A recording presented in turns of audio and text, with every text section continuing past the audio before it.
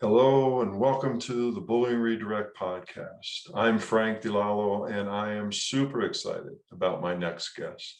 Nancy Willard brings a unique skill set in this formidable effort to reduce the incidence of hurtful behaviors, build resiliency, and empower youth. You don't want to miss this as Nancy discusses how an adult control or authoritarian approach is not working and the importance of empowering students by giving them an authentic voice. What is effective about the federal civil rights laws? Sadly, Nancy shares serious concerns about schools fully opening and students heading back this fall and predicts a significant increase in two major areas. She also discusses the importance of trauma-informed practices and that they must include bullying, and why the positive norms approach is so effective, and 7 key strategies for student empowerment. One of my promises in the Bullying Redirect podcast, and I mentioned this in the introduction to my YouTube channel, is to provide innovative and out-of-the-box approaches in this platform. And Nancy does just that by sharing her most recent initiative described in her book, The Way of the Donkey. So let me tell you a bit more about Nancy Willard. She entered the field of bullying prevention by writing the first book ever published on cyberbullying. She approaches issues of youth risk based on digital age perspective. The key insight she gleaned related to this perspective is that an authoritarian mindset, which assumes that adults are in control, is not well-founded.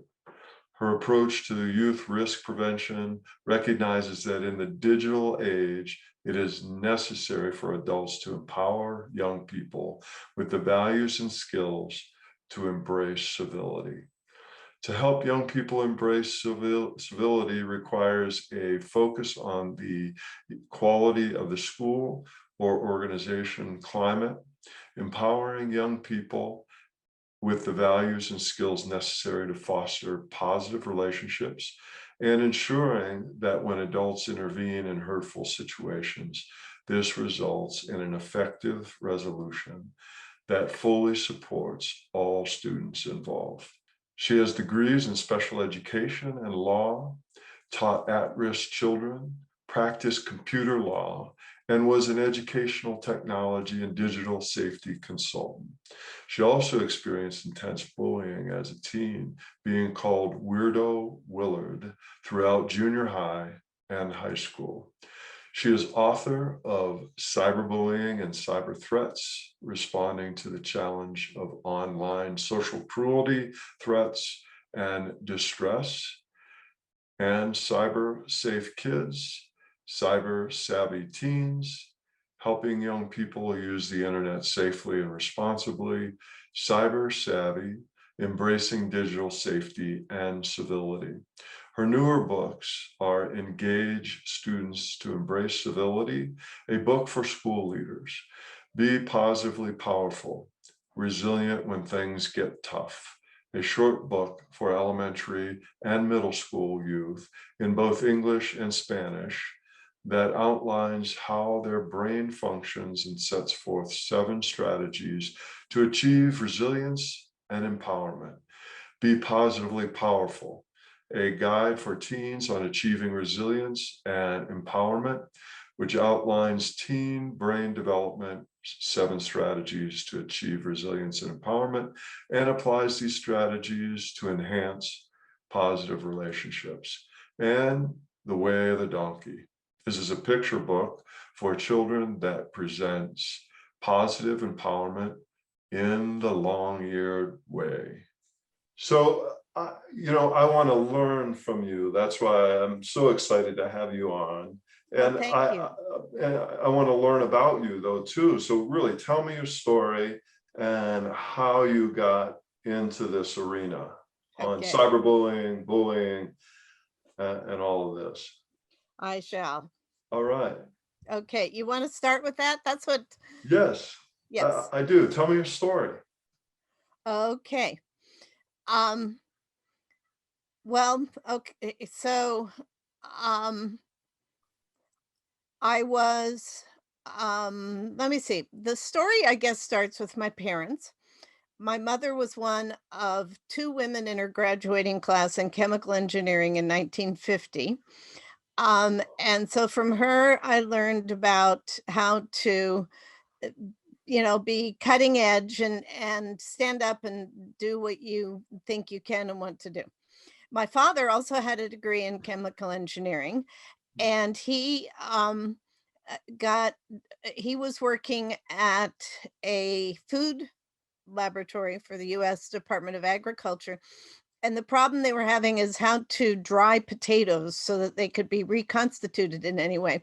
So he actually is the inventor of the process to make potato flakes for instant mashed potatoes. Okay. Wow. What I learned from him was that if something's not working right, and the prior process was potato granules that certainly weren't working right, you have to figure out why it's not working and then um, have a good underlying understanding of the situation, the mechanics, and come up with a better idea. And as you're coming up with a better idea, a lot of times you're going to fail. So you need to be comfortable with that and look at what you're doing and see where it's not working. And that's the philosophy and approach he raised me with. And that approach has caused no end of trouble in my life in the arena of bullying prevention, because when I start to talk to school leaders about what's not working and whether all their alternatives we could uh, try, I get this reaction of you're criticizing us. And I'm not criticizing. I'm saying look at the data. We've been really strongly focusing on bullying for the last decade, and there is no evidence whatsoever that what schools are doing has had any reduction in bullying. Look at the data. Further, look at the research data. There are meta analyses. Colleagues of mine found 6 meta analyses that of bullying prevention programs that showed zero to maybe a little minimal positive effect. And there's zero effectiveness at the secondary level. So what you're doing is not working. That's not because you're bad. That's because what you've been told about bullying isn't accurate, and what you've been told to do isn't ever going to work. Okay, so fast forward, we moved to Idaho. Um, with an ambitious mother and not being a member of the majority religion in that area that didn't really support women being real active or ambitious.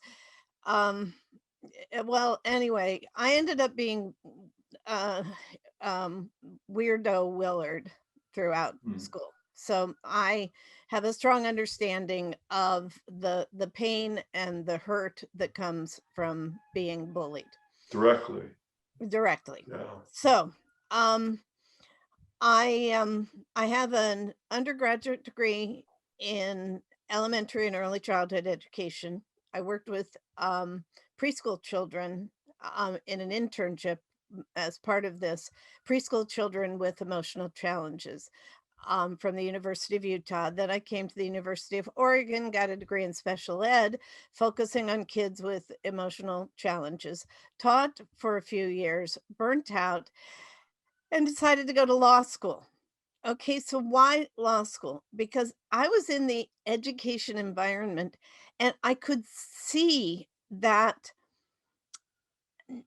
neither teachers nor students had any power within that environment. So I kind of went to law school to learn about issues of power and how that functions. So when I got out of law school, I thought I was maybe going to be a trial lawyer, and that didn't. Anyway, so I ended up working in the area of copyright, trademark, and computer law. So that made so these are innovative new techies. So, it's kind of like my father's history of being an entrepreneur and a techie, it just translated into computer. And I was also asked to come back to schools to talk to them about these new little devices with 5-inch floppies that were coming into the schools. I'm old.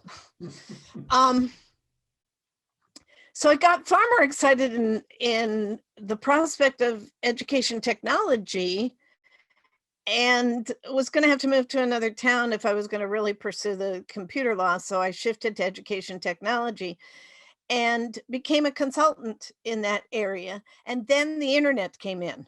Okay, so I'm really old. And there was a need for someone who understood youth risk behavior, the legal issues involved with technologies in schools, and technology in school. So I danced in those three circles for a number of decades. I just found That's a really unique skill set combination. Yeah, very not, unique. Not all who wander are lost. We just may appear to be so from time to time. Anyway, so I helped put forth the plans that formed our state education network. I helped school districts. That's in Idaho. No, this is Oregon. I'm over in Oh, Oregon in right Oregon. now. Okay. In Oregon. And I helped a lot of the school districts write their technology plans. But then as the internet's coming in, they needed help in knowing how to ensure that kids were engaging in safe and responsible behavior. So that's what I started. That got me into digital safety. Now, I presented there was a Children's Internet Protection Act Commission in the late 90s. And there was also a National Research Council that was set up to study the concerns of children and the use of internet. And I went to especially the commission meeting, and there are all these techie dudes wandering around with the latest, greatest techie quick fix. We're going to protect kids online. And I came with my copy of Dr. Seuss's Oh, the Places You'll Go. And I handed, I worked with preschool kids. I know how to read to preschool kids. You'll look up and down streets, look them over with care. About some, you will say, I don't choose to go there. With your head full of brains and your shoes full of feet, you're too smart to go down any not so good streets. Okay, so I read that to the commission, and I read that to the National Research Council, and actually the document I provided to the National Research Council is still on my website. And so my focus from that point, it's really clear. This was 2000, the National Research Council.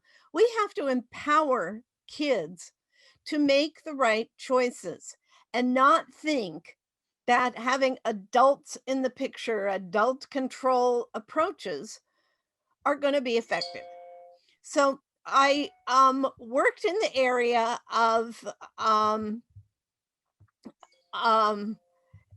digital safety, and at that time the concerns were sexual predators and pornography, but the concern of cyberbullying was really coming in. And I wrote the first book. Somebody's got to write on this, so I wrote the book in You're the pioneer. In 2006, first book in the world ever published on cyberbullying. Thank you. It was picked up by an academic publisher in 2007. And I also wrote a book in 2007 for parents on helping keep younger kids safe and empower teens to be savvy so that they could be safe in using these technologies. So I was trying to focus in the area of digital safety, but all schools wanted at that point, because there was a new requirement of the Children's Internet Protection Act, and they had to deliver at least an hour of internet safety education to their students. And what they wanted was some law enforcement officer to come in and do fear-based messages. And I was just having challenges getting through. Then in 2010, the Obama administration really got into bullying prevention. I just realized I had to go back. The HHS, substance abuse SAMHSA, I'm going to forget what SAMHSA, that stands for. Yeah. They asked me in 2008 to write some material for them that they could include in a document that other researchers had written for them on bullying. And this was Dr. Olveus and his US colleague. And this is the information that was on their bullying website, which is now kind of changed to stopbullying.gov, but it's still basically the information. And I told them that I couldn't. Now, drop back to my father. The reason I couldn't is that their description of the kinds of young people who engage in bullying was inaccurate from the perspective of what I was seeing going on in cyberbullying and what I experienced as a child. Further, their approach was make rules against bullying, supervise, tell students to report, investigate, and impose consequences on the wrongdoer. Now let's translate that to digital. You're not making the rules for the sites or apps. You're not present.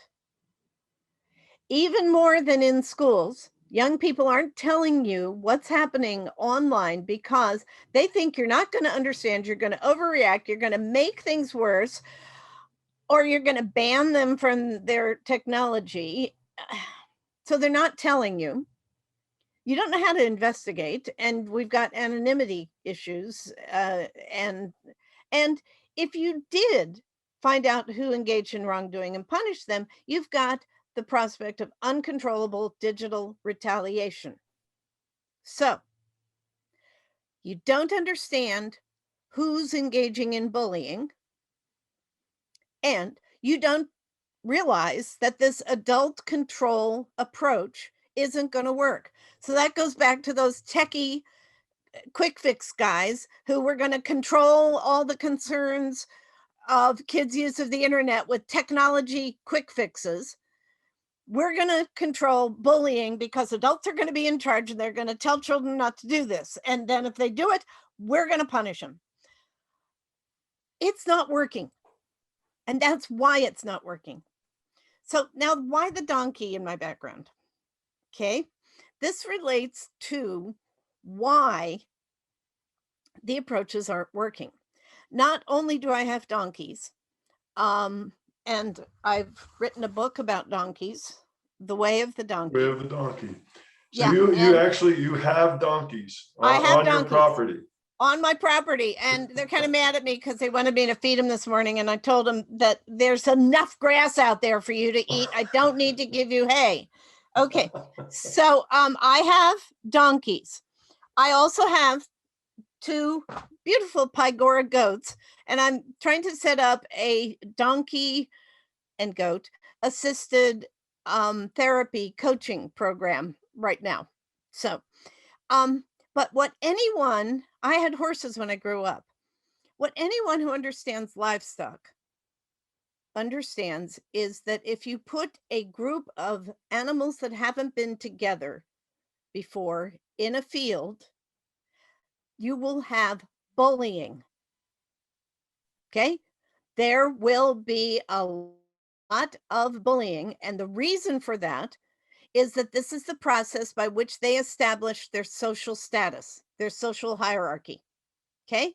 So Junebug is number 1 bully. I never call kids bully, but she's She's Oh, my dominant.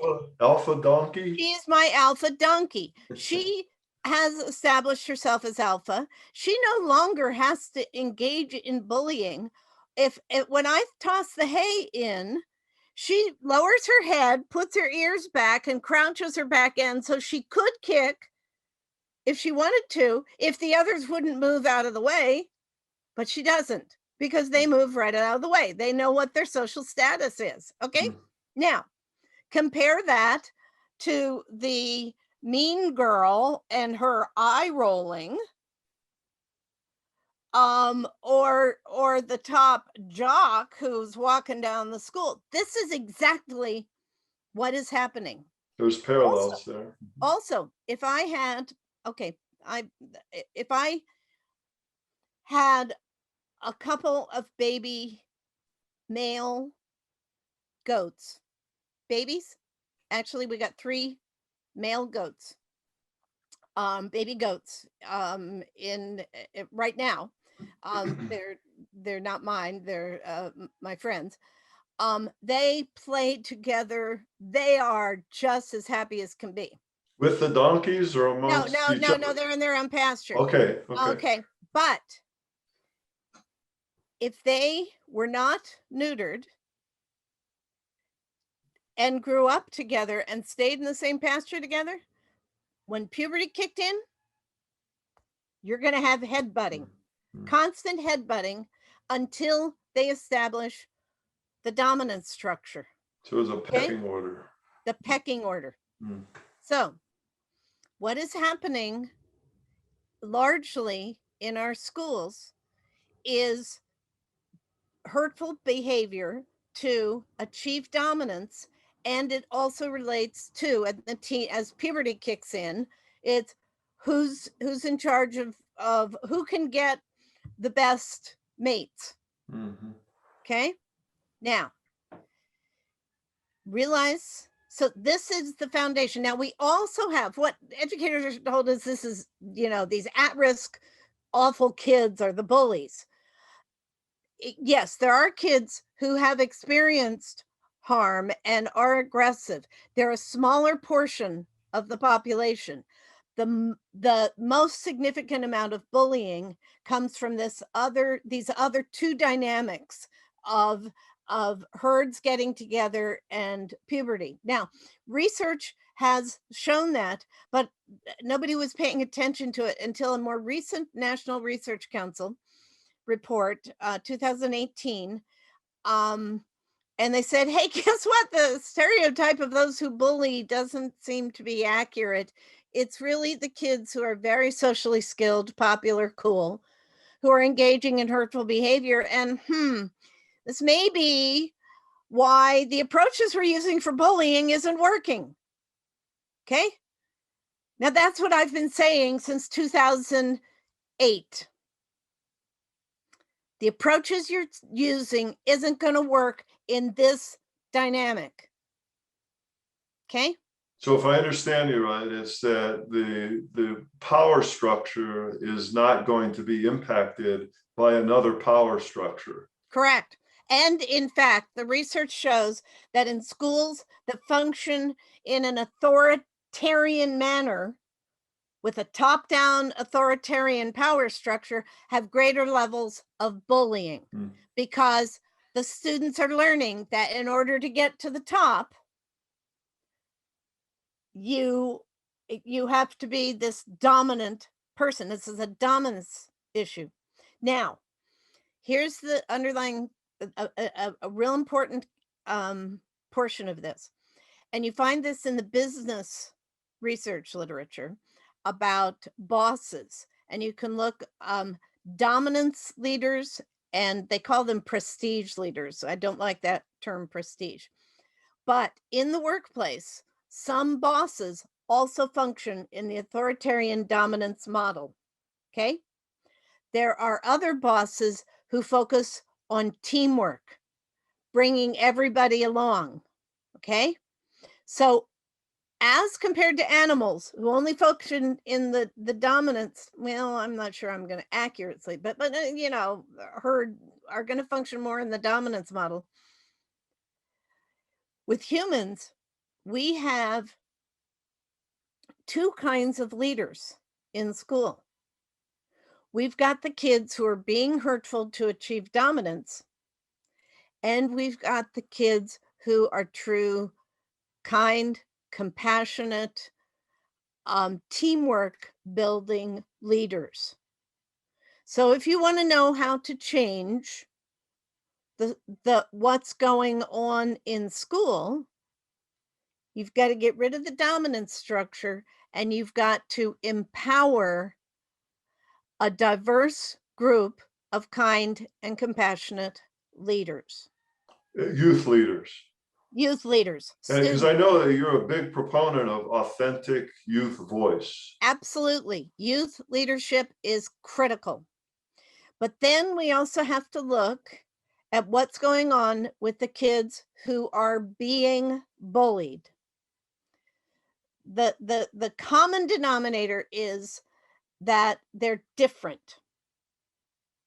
Okay? They they have disabilities. They are not binary. They may be of a different race. They're different. And this difference leads them to being cast by these dominant leaders as deviant. Okay?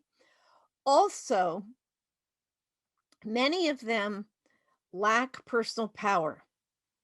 If you look at descriptions of young people who are, quote, victims, I never use the term victim, just did, who are victimized by bullying, those descriptions describe a wimp, someone who lacks personal power.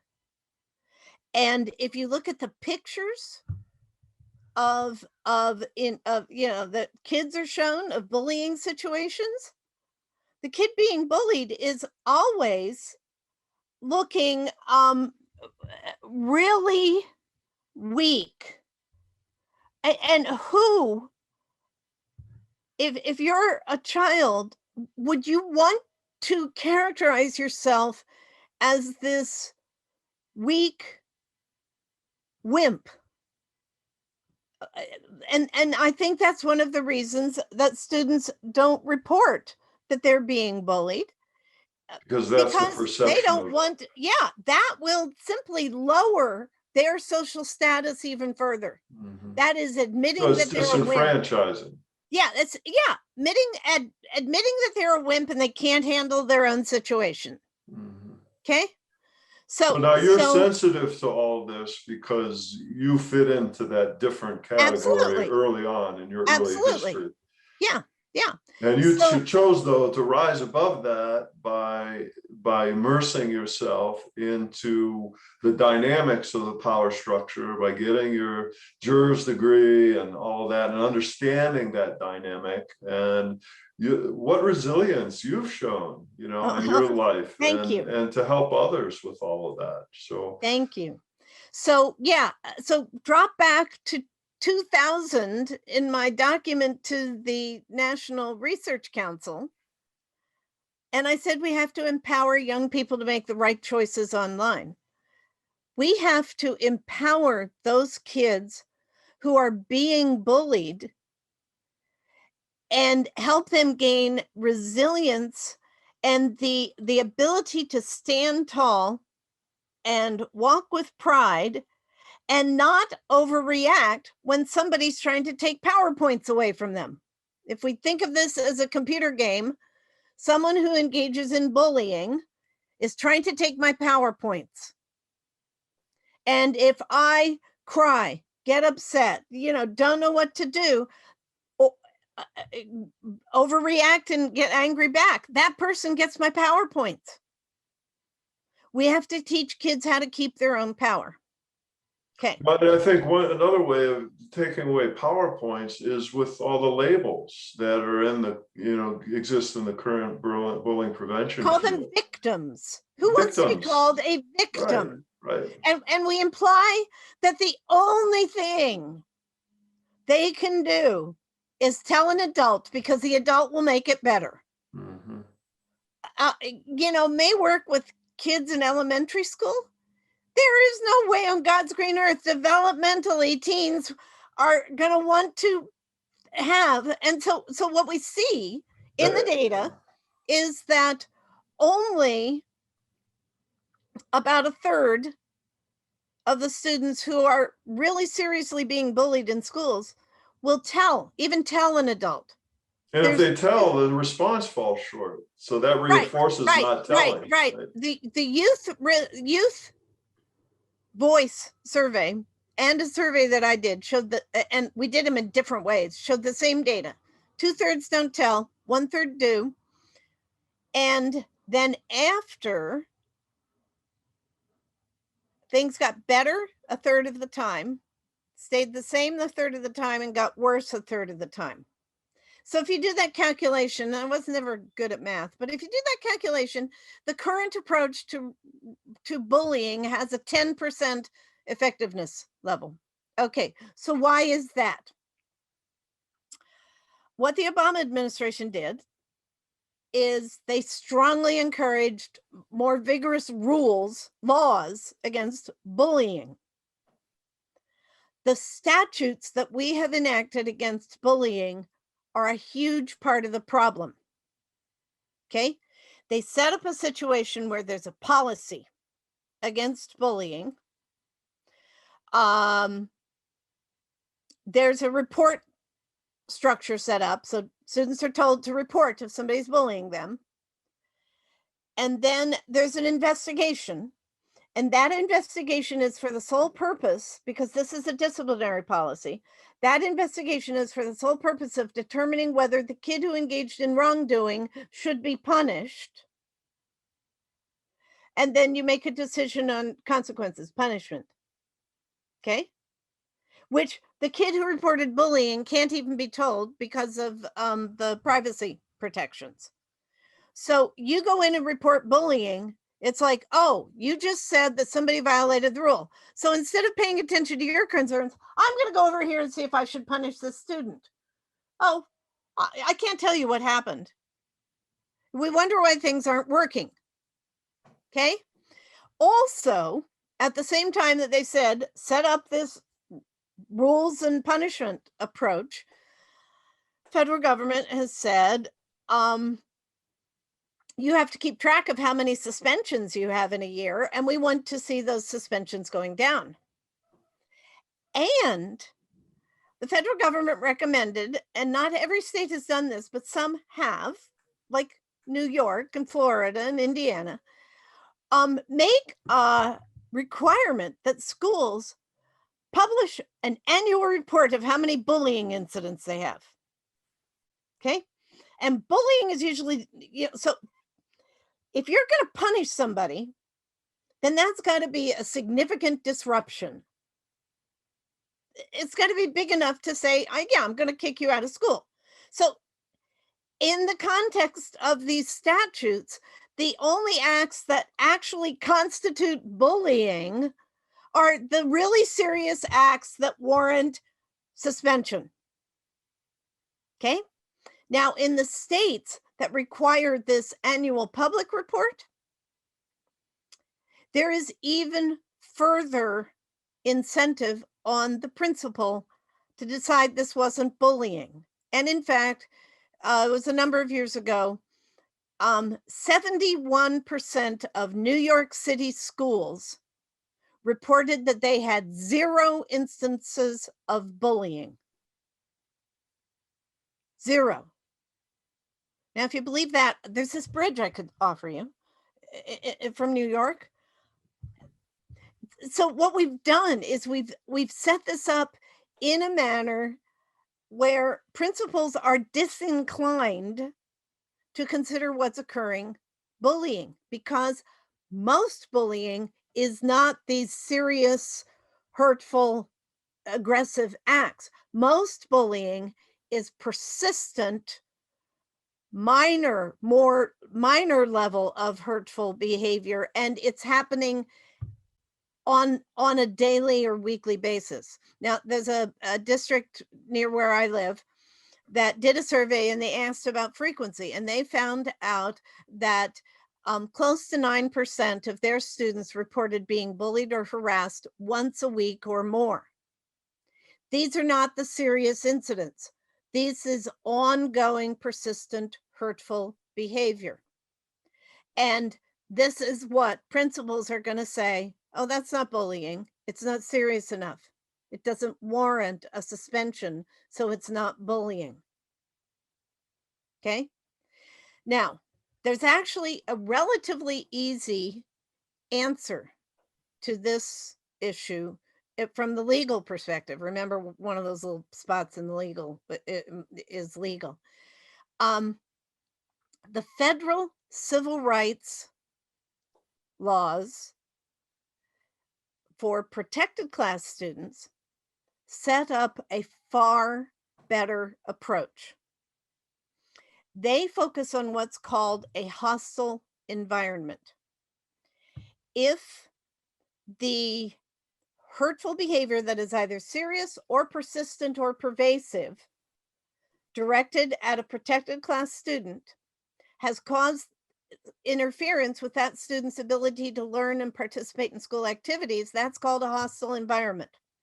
And if there's a suspicion that a hostile environment exists for the student, the principal must investigate to determine whether that's the case. So the investigation is not, should I punish this student?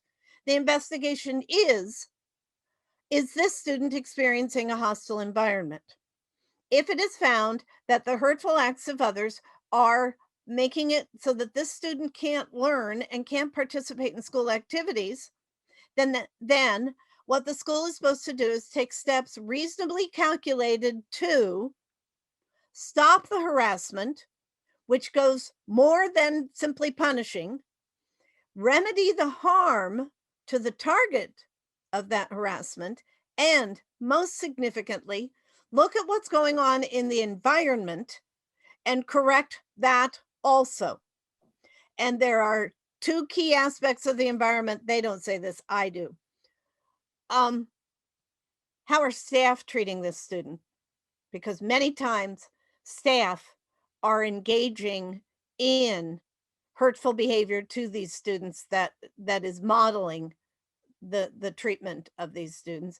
And the other is, what is the level of acceptance within the community, of focus on kindness, acceptance of diversity, equity, inclusion of everyone? And that's where you could get actual change. But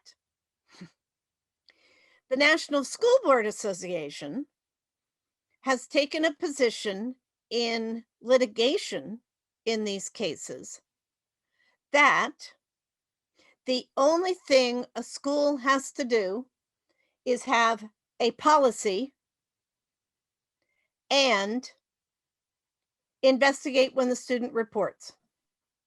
And if they do that, they're not deliberately indifferent.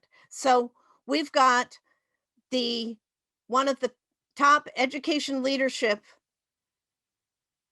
organizations in this country that has told the courts and has prevailed in many cases where the child was really cruelly bullied for a very long period of time, that all the principal had to do was all the school had to do was have a policy and investigate every time the child reported. So that's where we have problems. So a question that comes to mind is, who then determines whether it's a hostile environment then to take the steps that you'd mentioned? The leading school official. So that would be the principal, assistant principal. So isn't that faulty right from the get-go, because you're going to have different levels of training and awareness and all of that? Yeah. Speaking of training, I checked with all of the administrative licensure university programs in our country. I mean, sorry, not in the country, in my state. In Oregon. And they have a class for school administrators on education law. Not one is teaching civil rights law. Not one. So principals are told to follow the state statute. They have no understanding really of these other processes that have been set in place by statute, which aren't going to be enforced anyway. Okay. Now, I would like to take us to next fall because I am really, really concerned about what's going to happen to next fall. A bunch of factors. With going back to school in person. Yeah. Number one, kids who are normally bullied have been loving remote learning because the bullying has gone away. Sometimes cyberbullying, but usually cyberbullying is connected to in-person bullying at school. Bullying's gone away. And next fall, they're going to have to go back to the environments where once a week or more, somebody is being hurtful to them and they know there's nothing they can do about it. And that, because they've had a year where they didn't have to deal with that, I think that's going to increase their feelings of hopelessness and helplessness. We also know from the research literature that suicides are very few over the summer months. Youth suicide behavior increases when they come back to school. And at least in my state, and I think pretty much nationally, the rate of youth suicide has been down during the pandemic. And they're going to come back into school where they're going to come back into environments where they're constantly being treated badly. So I think we're going to see a significant increase in youth suicide, and that's going to be associated with the bullying issues. And we do have research that there's a clear association with being bullied and suicide. But Number one. is there a way to prepare the kids in coming back, or what? There is, but let me get to the other factors that are going to be involved. I talked about the herd behavior. When kids come to a new environment, usually 6th grade and 9th grade, they weren't in school. They weren't doing their sorting out behavior. Okay. So next fall, we're going to have both 6th and 7th graders engaging in hurtful actions to achieve their social status dominance structure, and 9th and 10th graders. Okay. And further, we have had a rise in white nationalism and Black Lives Matter. And we're at contention. Look at the issues in legislation over teaching, addressing equity and racial equity in our schools. And look at the fact that individuals on many sides of this equation, both some in Black Lives Matter and some on the radical right, have engaged in higher levels of aggression. And you've got that modeling coming into school. So we also know that the kids who are violent in school and school shooters, virtually all school shooters, were Caucasian, aggrieved Caucasian students who were being bullied, and the school didn't do anything to stop it. So I predict next year we're going to have a significant increase in bullying, suicide, and youth violence.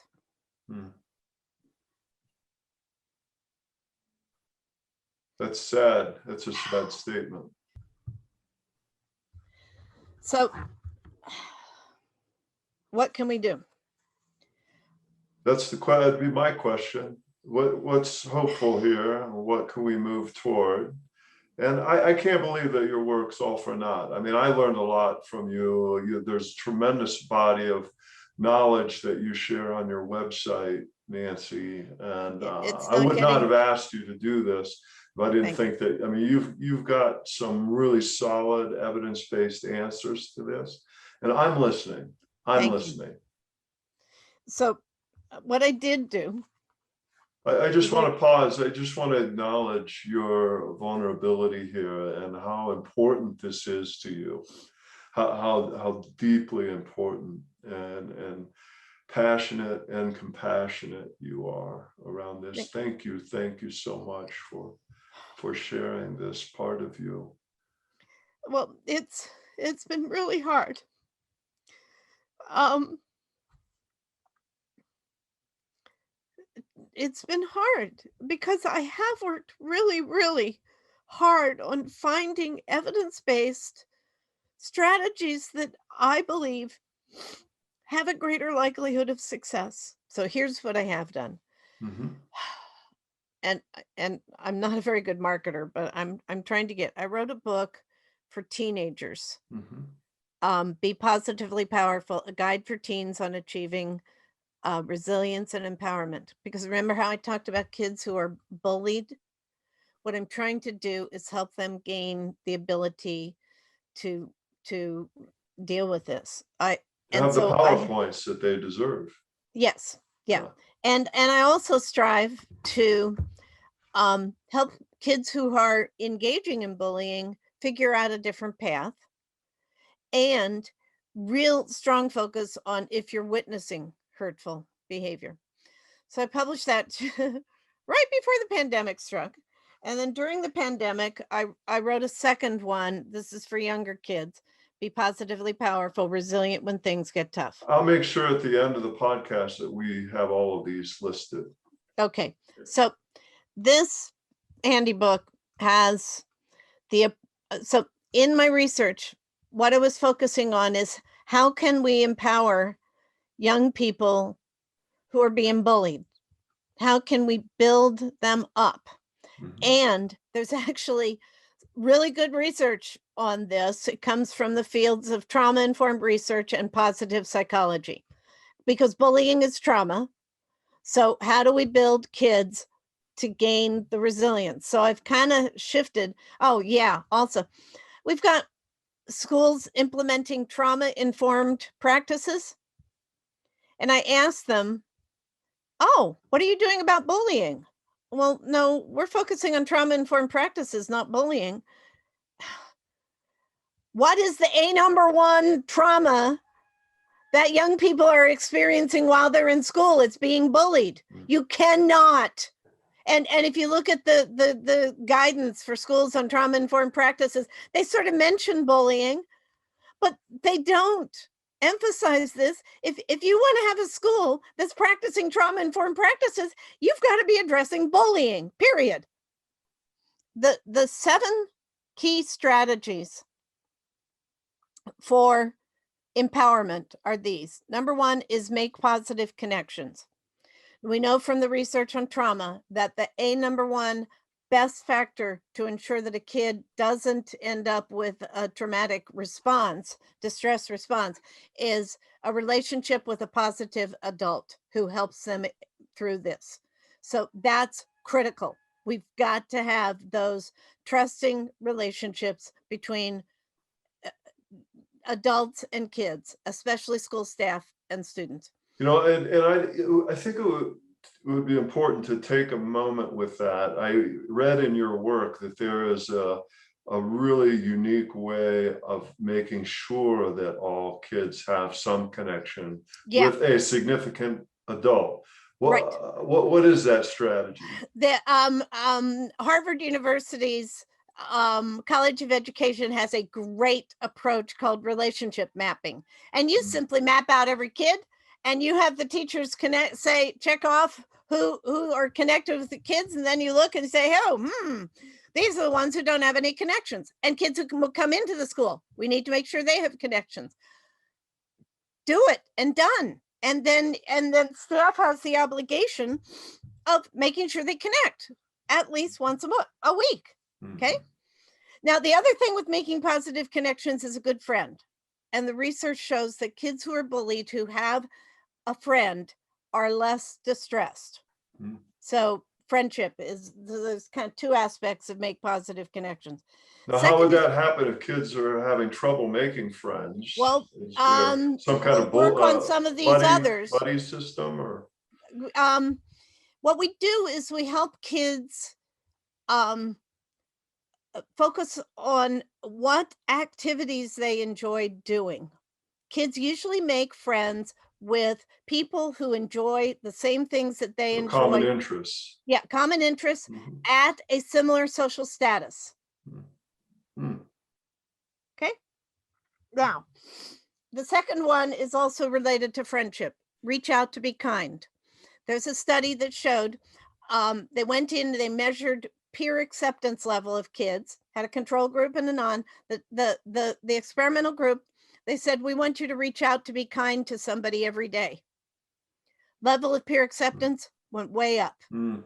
So if we can just take the kids who are victimized and say, want you to reach out to 3 kids today, every day, and do something kind, you will both increase their friendships, increase their peer acceptance, and increase the likelihood that one of these people is going who they're kind to is going to step in if somebody's being hurtful to them. So is there an inverse relationship then between positive peer acceptance, positive peer support, and those power structures that you were talking about? Yeah, I think so. Mm. Mm. And kindness is the key. Mm. Use my strengths. There's a great research by the VIA Institute on character, focuses on character strengths, 24 character strengths. I like to focus on that, have kids figure out what their strengths are, and then also focus on what they're good at. This Mm. strengths-based approach. If you know that you're good at doing something and somebody's hurtful to you, it's like, yeah, I'm proceeding. The research shows that kids who have a sense of where they're going in their future are less injured by the bullying. Mhm. Focus on the good, gratitude. Paying attention to the good things that are happening in your life actually helps rewire your brain Mm. to really more focus on the good than on what negative things might happen. Um, be mindful, which is mindfulness, meditation practice, but also self-regulation, Mm. knowing what your triggers are and knowing that if you just got triggered, you need to take specific actions to remain calm, because if you get triggered and into an outburst, you're losing power points. Okay. Keep my personal power. There are 2 strategies to this. One is comes from I'm forgetting her name. Power posing. Look for a TED talk on power posing. Mhm. And if kids stand tall and walk with pride, they are less likely to be bullied. And the second is knowing that we can't control what is going to happen to us. We had no control over this pandemic. We can't control how someone else might treat us, but we can control how we feel about ourselves and respond. And then the very last one is think things through, being able to problem solve. So the guidance that I give to young people, if somebody is hurtful to them, is a combination of this. The first thing they need to do, and it's kind of simultaneous, is they need to take a deep breath and remain calm. And they need to stand tall so that they're going to feel more powerful and think to themselves, I'm not going to let this person control how I feel about myself or respond. I'm not going to let this person take my PowerPoints. Then they need to think things through as to how to get out of the situation, um and or how to respond, and that's a quick think things through. It may be, I'm going to go walk over to a place where there are others, including an adult, not talk to an adult. That's going to be translated as tattling. But if they're near an adult, likely the person's not going to follow them and continue. Okay, so how are they going to get out of the immediate situation? Then they need to make connections with a friend or an adult to help them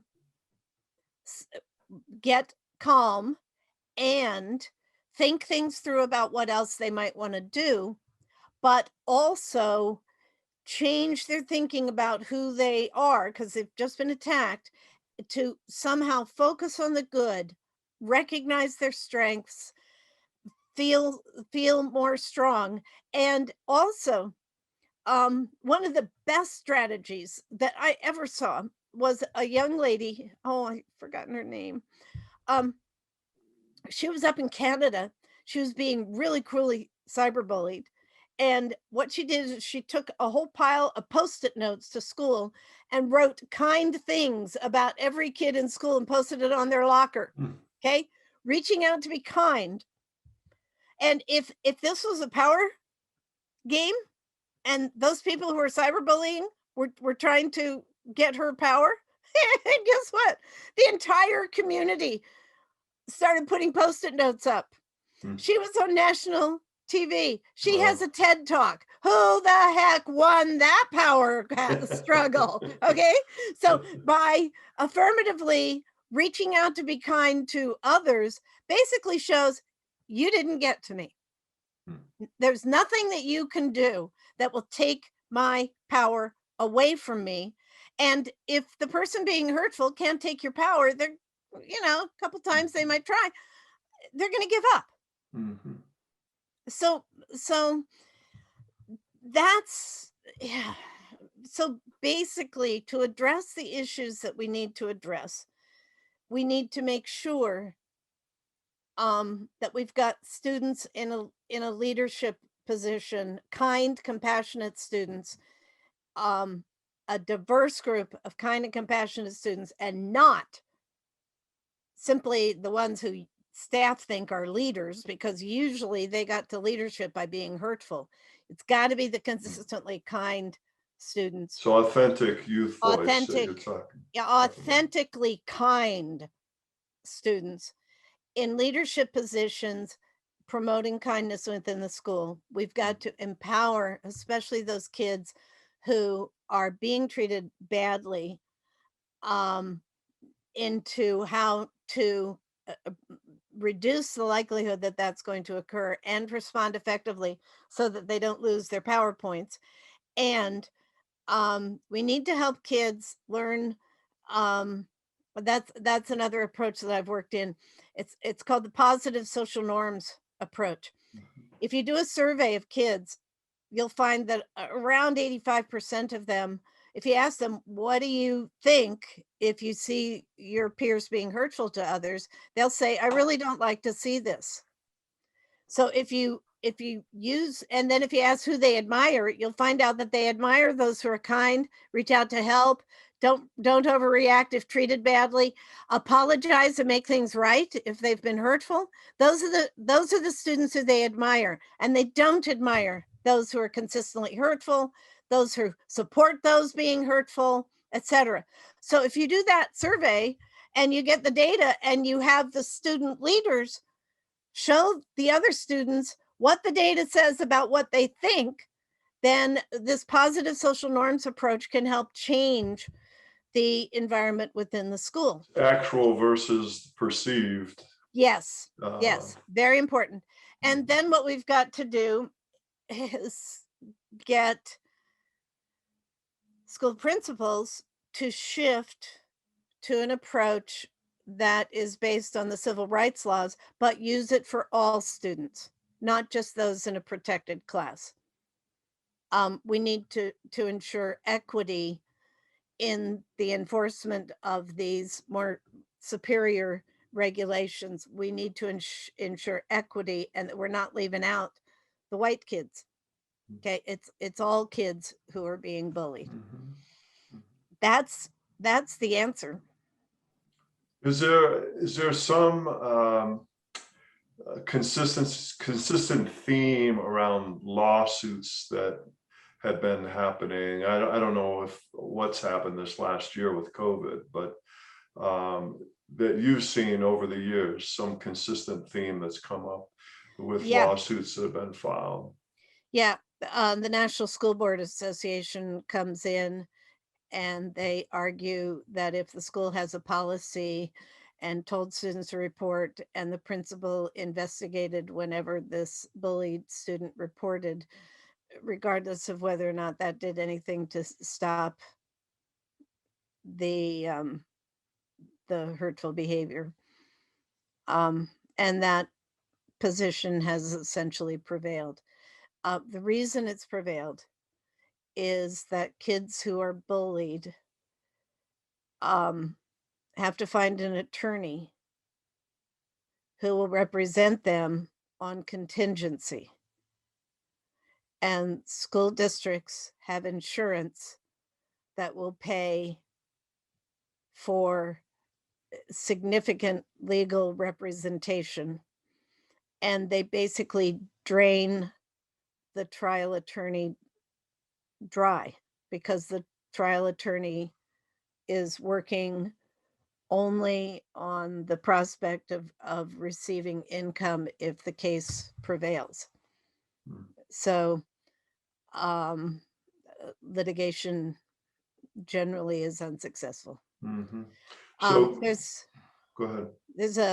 I've got to get into a law review. There's an article I've written on this of how the courts could change how they're thinking about this and actually focus on what the civil rights regulations say. It's possible that under the Biden administration, you can also file a complaint with the U.S. Department of Education, and in many states, you can file a complaint with your state Department of Education on discrimination, discriminatory harassment, and that is a pathway. And I actually was in January, February of 2020, I was setting up a program where I could provide support to parents whose kids were being bullied and the school's response wasn't working effectively. And I actually had one presentation early March 2020 and another one scheduled for late March 2020, and March 13th, close of schools came down. And so it's possible that I will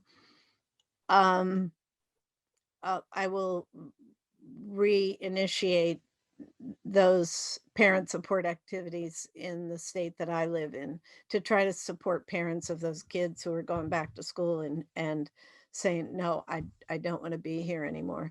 I mean, it's not okay that these are the kids who end up going to online learning and not participating with peers. And I do think that will happen. I do think a lot of them will say, I can't deal with this, Mom, get me into an online school. And that may be, if it's between that and profound emotional risk, that is probably the better alternative.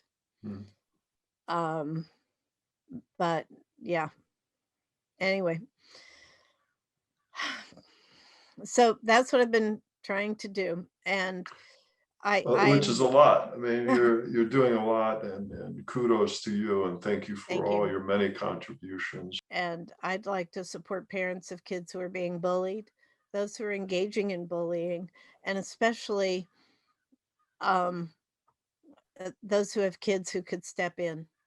I had one school in West Virginia that used an approach that I developed that had the surveys, and they did the survey in the middle school, and then the school social worker and some high school students came in and presented the data to the 8th graders about what they said about bullying and how they didn't like to see it and how they admired those who were kind.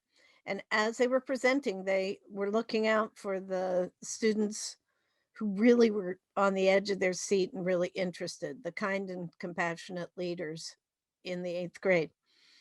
So they brought they met with those kind and compassionate leaders, and they said, hey, we want to have you be the ones who are leading this in the school. This was done in the fall.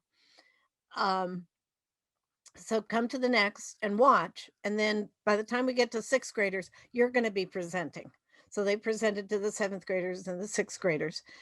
And I checked back a number of years later.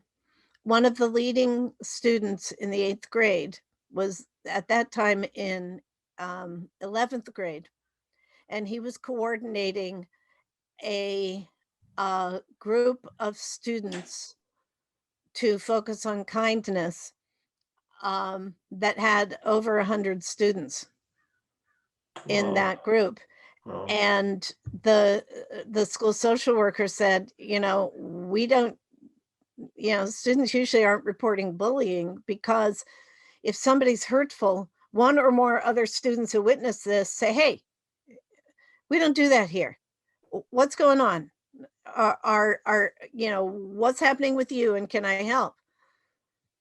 And so if you empower kids, if you teach them how to that their heads are full of brains and their shoes are full of feet, and they can do this, and we just have to focus on empowering them to form these more positive relationships.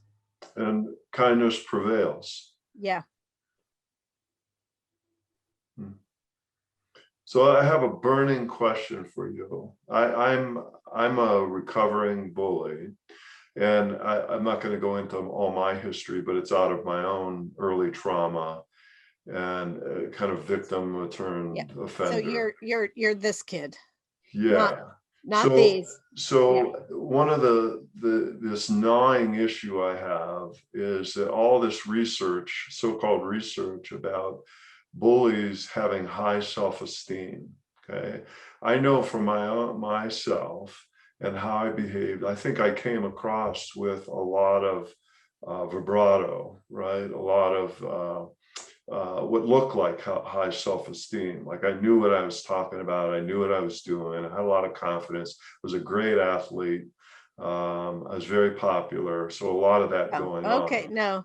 Yeah. So we also have to look at the tie between early trauma and the kids who are hurtful to achieve dominance. Right. It's not. So I'm disagreeing with this so-called research out there that's saying kids that are bullies have high self-esteem, because I would say that I was overcompensating for my early trauma.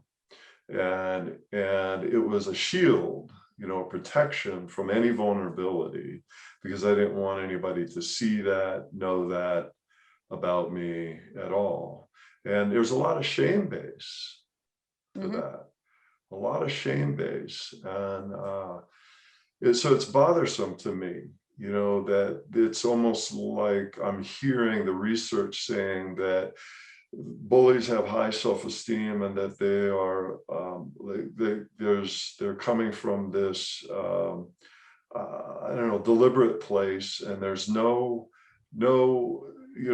trauma or no hurts that they're operating from. And I don't, it doesn't fit for me. I'll tell you about the research that tries to kind of identify that. It all depends on the researcher's thinking going into it. Okay, they're going to find they're going to find what they want to find based on what they're measuring, and so you have to I don't know, there hasn't been enough research. We've got the kids who are truly at risk, who and then this shift into this focus on dominance. Definitely athletics plays a role, especially if you've got the hypermasculinity. There's another term for that, but the hypermasculinity, toxic masculinity approach within the athletics. If that's Yeah, if we're talking back of looking into the environment, I should have mentioned the third thing is you look at what the athletic department is doing in terms of values, and that are they focusing on the toxic masculinity? If it happens in the locker room, it stays in the locker room, all of that kind of stuff, or are they focusing on teamwork and On more building virtuous kinds and of building approaches. Yeah. everybody's skills and working together? And if you're the athletic department focused on a toxic masculinity paradigm, then you're going to have bullying in your school. Mhm. So Would you agree that research that's out there about bullies having high self-esteem has some erroneous um, implications to yeah, it? Because it doesn't fit for me yeah, at all. I mean, I've done a lot of introspection yeah, around this, to make yes, this shift. yeah. I would mention something just for your Please thinking. do. I strive never to call young people bullies Yeah, me neither. because that's name calling. Bullying is behavior that we hope to change. Never call them victims either. They've been targeted. Sometimes I call them targets, but so it's young people who are being treated badly, Mhm. engaging in hurtful behavior, and those who are witnesses who we need to focus on. But yeah, Well, I thank you on that. yeah, So my new series on bullying redirect isn't just on redirecting the behavior, it's on redirecting the field and its erroneous language, I think, and that's part of his labels. So yeah, thank you for putting that out there and our alignment with that. Because I'm a person who in my past has mistreated and feels tremendous guilt and shame around that, and am doing whatever I can to to make a difference, hmm, you know, for my own penance and to thank you, help others. thank you. Yeah. One of the things that I recommend um, in resolving these situations to stopping the harm and remedying the harm is a restorative practice Mm. where the one who engages in hurtful behavior is led to a point where they accept personal responsibility and agree to take steps to remedy the harm both to the target and to the community. So you're accepting personal responsibility and taking steps to remedy the harm to the community. Best So I can. Yes. yeah, Yeah. yeah, Thank you for that. yeah, yeah. So I know that you're passionate about the way of the donkey. I want to hear more about that, and even some logistics, about how this would work, how a school could bring the way of the donkey to them, or how people could come to you or some location to learn more Well, about it, and your I'm book, as well. yeah, what I'm doing is I live in Veneta, Oregon, outside of Eugene, and I've set up a donkey obstacle course on my Mm. property because life brings us obstacles, and in overcoming those obstacles, we gain strengths. So what happened was, and you can see in Embrace Civility approach that's on my website for youth, I have a document that provides them with guidance if they've been hurtful, witnessed someone being hurtful, or someone's hurtful to them. And so that, the when things get tough, those strategies are in place. And then I discovered donkeys. Donkeys are different from horses. When horses evolved on the plains, so if things get tough for them, they go into flight. They don't stop to, they just go into flight. Donkeys evolved in rocky terrain. So it's not safe for them just to go into flight because they could trip and fall on their ass. Anyway. An ass falls on its ass. Ass falls on its ass. I don't use that term around kids. Anyway. I do tell children in my book that donkeys are sometimes called an ass, and that's because their scientific name is Equinus asinus, and that it's okay to call a donkey an ass, but it's not generally considered okay to use that word in other circumstances. So what donkeys do is they stop, they hold themselves very tall, and they think things through. How do I get out of this dangerous situation? And so I discovered donkeys, and I discovered they're doing exactly what I want kids who are bullied to do. Okay. So I ended up getting some donkeys, and then I tried to set this up. I'll give you a link to this. But in my book is Following the Way of the Donkey. And there's a document on my site called The Way of the Donkey. And I say, donkeys have traits that social scientists tell us help people feel happy, empowered, and to respond effectively when things get tough. Some of the best ways to feel happy and empowered are these: connect with friends. Donkeys have special buddies and connect with many friends. Reach out to be kind. Donkeys scratch each other's back. Build your strengths. Donkeys like to learn new things.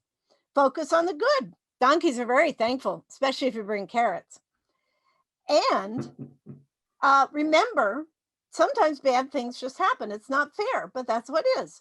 Remember what we learned about how donkeys respond when they sense danger or are not sure. They stop and stay calm, stand tall, and think things through. So what happened was I went from the bullying document to The Way of the Donkey, to those 7 strategies. So I think those 7 strategies are, so it's basically, those are either The Way of the Donkey or Be Positively Powerful. And they're the same 7 strategies, and they're totally supported by research.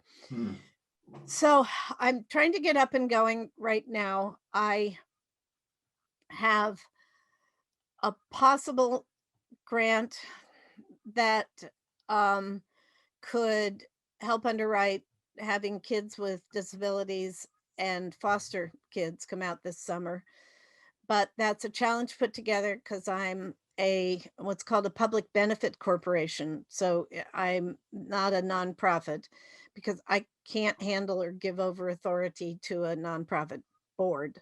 But I have to be a partner with a 501c3 nonprofit, and that's challenging to put together because those nonprofits want to fund their own activities, not somebody else's.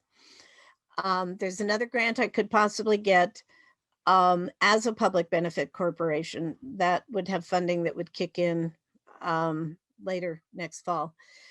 So I'm trying to figure out a variety of different directions and going zig and zag at this point in time. But my website for donkeys is donkey.org. And I also am hoping to be able to take donkey or donkeys to schools this summer, especially special education classes, because I also have a traveling obstacle course. So I'm trying to imagine as the kids go through the obstacle course with the donkey, how does that work? Yeah, hang on.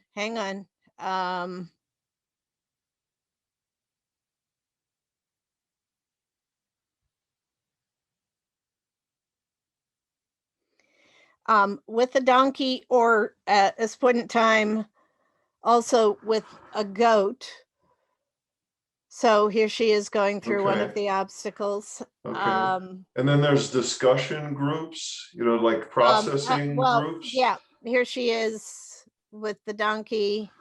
on one, and I've got the best picture. Let me see.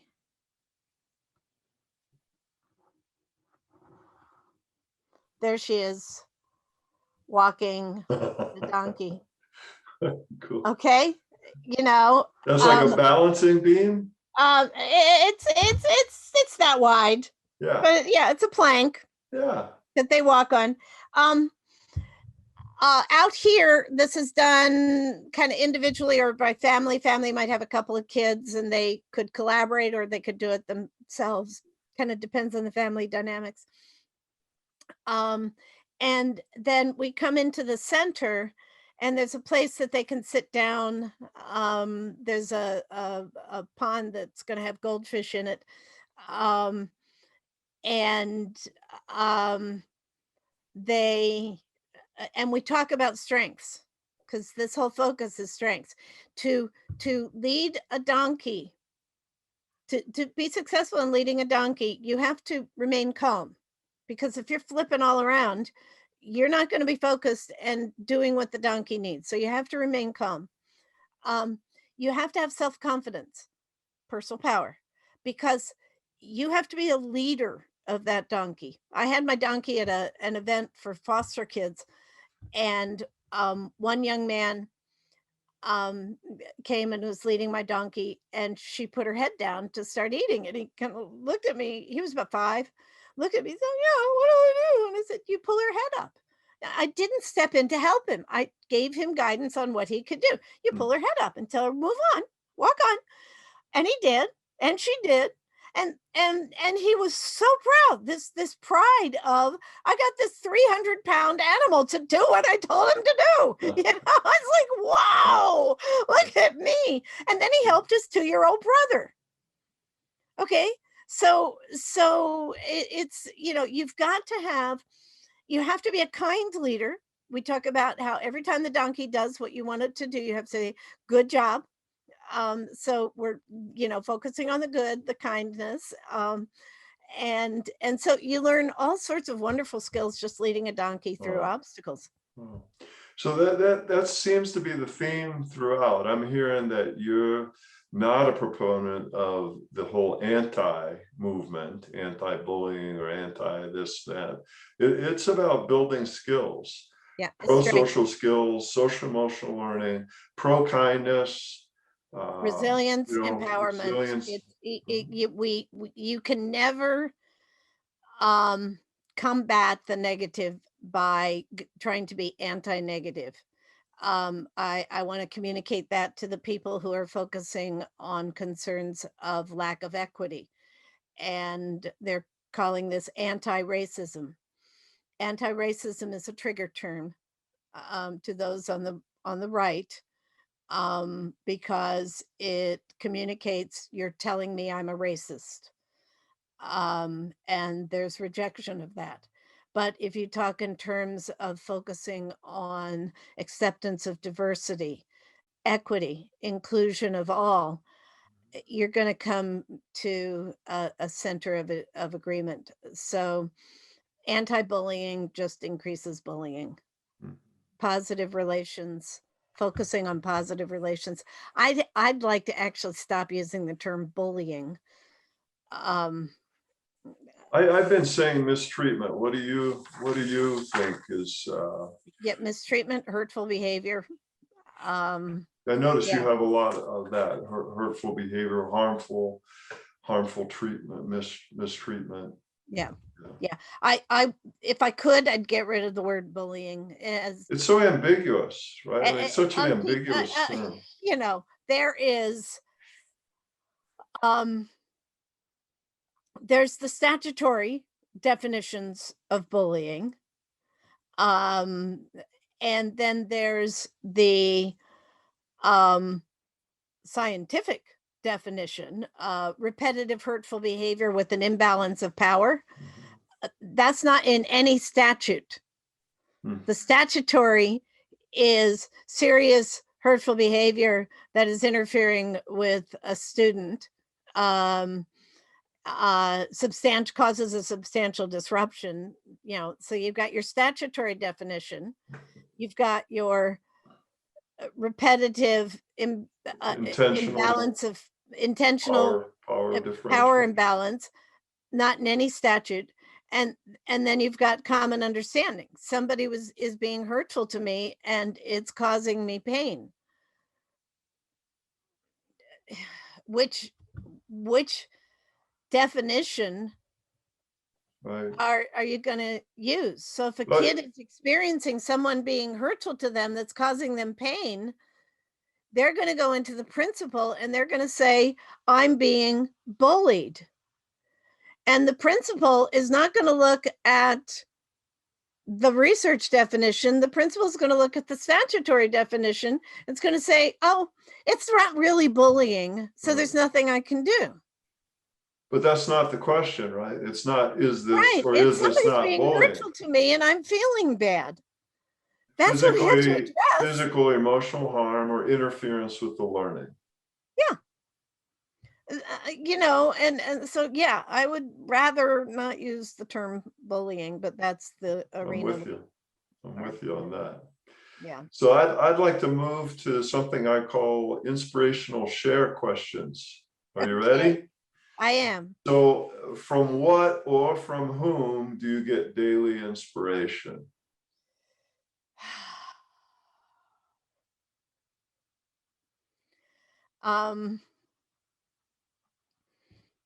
I have a meditation process and I strive to achieve calm and connect with the greater forces of good within our universe. Beautiful, thank you. So what one routine or ritual do you do daily that inspires or motivates you for the day, and whenever or whatever, for whatever reason, on any given day, you don't do that thing, leaves you feeling out of sorts, out of balance, or even a little grumpy?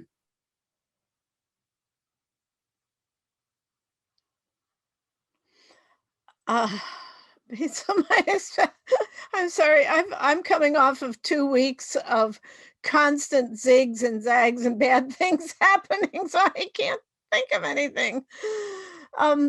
Probably positive connections with others. It's just been I have recently just been blasted with challenges and changes in direction. So, yeah.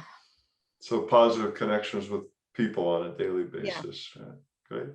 So what is one fun thing that you like to do that recharges your battery and renews, gives you a renewed sense of inspiration and hope?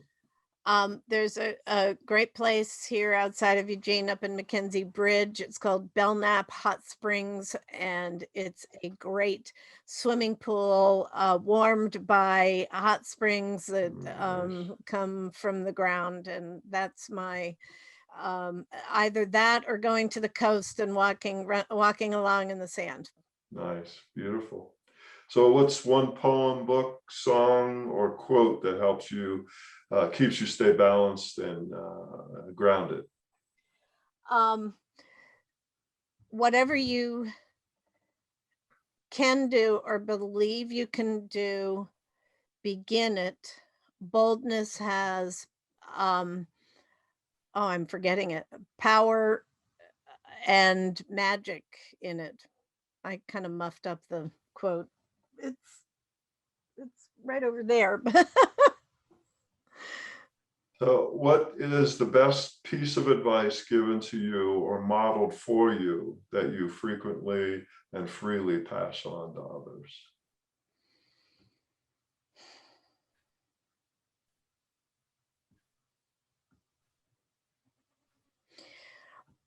I think that the combined acts of making positive connections with others and reaching out to be kind to others is the foundation for our own happiness. Yes. How does your inspiration intersect with what you aspire to do to make a difference in the world? I think that's sort of so I think that's kind of evident. Um, let's go back the entire lecture, the entire podcast. Yeah, I I have focused for a very long time in helping young people get those head full of brains and shoes full of feet, um, so that they can have a positive future. And I keep doing that. Nice. What is one positive takeaway you have learned from your work, family, or life that you would like to pass on to others to help them feel inspired and hopeful? Um, the value of persistence and um, maintaining um, on a focus on what you know is good and kind and positive. Hmm, nice. Nancy, it's been delightful to be with you. You are an inspiration, really. You've worked really hard on this for many, many years. And I am so touched by your deep level of emotion and, connected to spirit, and your motivation is compelling around this. Thank you Thank you. for your generous gifts that you are, the skill set that you have, very unique skill set, and how Not you've all who wander turned are lost. weirdo Willard into this magnificent, beautiful person that's just, you Thank know, you. has so much to give the world, which you are, and continue to do. Well, the translation of Willard is hard will, Mm, persistence. wow. It is both a benefit and a curse. Wow. Thank you for being persistent and persevering as well. To be continued. I'd love to Thank you. connect with you again. I want to hear more about the progress with the way of the donkey, and all the exciting things you got going on. Okay. Thank you very much. Thank you, Nancy. Take care. Okay, so let's recap what I think are some highlights about what Nancy had talked about here. Some key takeaways for me were that an adult control approach is not working. Most bullying is not serious incidents, but rather persistent, hurtful acts that are certainly important to address, and that we need to empower kids who are being bullied to stand tall, not overreact, to not let anyone take away their PowerPoints, to teach them resilience and how not to give away their power. I think it was fascinating to hear Nancy describe the similarities between animal power structures and human power structures, and how a pecking order gets set up in schools. And it's also evident in businesses with authoritarian bosses that can be differentiated from bosses that promote teamwork. The other thing I took away was that we need to empower students by giving them an authentic voice. Students have a lot of wisdom about them, and all we need to do is ask, and they'll give us the straight scoop about how we can handle certain things. I learned a lot from Nancy about the federal civil rights laws, and that the focus is on asking the question, is this a hostile environment, and not necessarily who is the student responsible and needs to be punished. I think the key is in determining if the hurtful behavior is serious, persistent, or pervasive, and has caused interference with the student's ability to learn and participate in school activities. And if the hostile environment has been determined, then the school must take steps that are reasonably calculated to stop the harassment, which goes beyond simply punishing the mistreated student, to remedy the harm to the targeted student and look at what is going on in the environment to make corrections. I write about this as well in my bullying redirect books for educators and parents. Nancy also believes it's critical to look at how the staff are treating students or a particular student, and to explore what level of acceptance the school has for kindness, respect, diversity, and inclusion. And sadly, I'll tell you, this breaks my heart to hear this, and I pray that doesn't happen. I pray that Nancy's wrong about this, but she predicts that this fall that there will be a significant increase in school bullying, suicides, and youth violence since the pandemic. So, kids learning remotely are doing so safely from their homes, and bullying has essentially gone away. And as students re-enter school, mistreatment increases, and she predicts that so will the rate of school violence, youth violence, and suicide, which has all been down since the pandemic. Let's pray about that, and I just pray not. Also, I think she makes a good point about how trauma-informed practices, which are, a very important concept and a growing field, if you will, must include bullying. So I ask all experts out there who are viewing this to take note of that and make sure that bullying is included in trauma-informed practices, and pass that on to colleagues as well. And lastly, I also like Nancy's very simple but helpful 7 key strategies for student empowerment. Make positive connections, reach out to be kind, focus on strengths, focus on the good, be mindful, keep my personal power, and think things through, being able to problem solve. I encourage you to visit Nancy's website. She's got a plethora of information there that I think you'll find helpful and useful. I'll include all applicable and relevant links at the end of the podcast here. And please do buy her books wherever you buy books online. And I hope this podcast has been helpful. Please take time to subscribe to this YouTube channel. And until next time, be well, be safe, and be kind. And this river of life, it's no lie today. It's that feeling inside of everything, the truth it brings. Free your mind.